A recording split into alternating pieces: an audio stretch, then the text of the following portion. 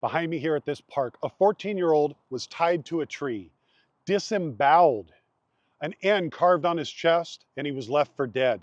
However, he survived, and now we know what happened. Here's the story. According to the victim, he was lured to the park by a female who investigators believe was working with the two main suspects. Police were called to a home near Lions Park in Everett, where someone living there opened the door and found the naked victim, who now had a deformed head, stab wounds all over, the letter N carved into his chest, and his intestines outside of his body. He was first taken to Providence Medical Center in Everett before being transferred to Harborview for emergency surgery. While doctors were working to save his life, investigators found the tree he said he'd been tied to, with his shirt still tied to it, and a large amount of blood. They also found a knife believed to be used in the crime stuck in the ground nearby. Detectives eventually interviewed the victim, who identified Milo Canales and Hayden Lucebrink as the two who attacked him. Both of the suspects are 17 years old. One had been arrested for armed robbery in November and had since been released in early December. All three of the people involved were Lakewood High School students. The victim said that the letter N was for the Norteño gang, and it's believed that all three have gang ties. The case highlights the growing gang presence and gang violence throughout the Pacific Northwest, along with teens charged with violent crimes or crimes involving weapons and then being let out back to the streets shortly after. The main suspect and the one with the record was arrested in Marysville at his home, where some of the victim's bloody clothes were also found. He is currently held with bail set at $1 million. The second suspect, though, has already been released with a $300,000 bail. It's not yet clear if the female believed to have lured him there will be charged at all.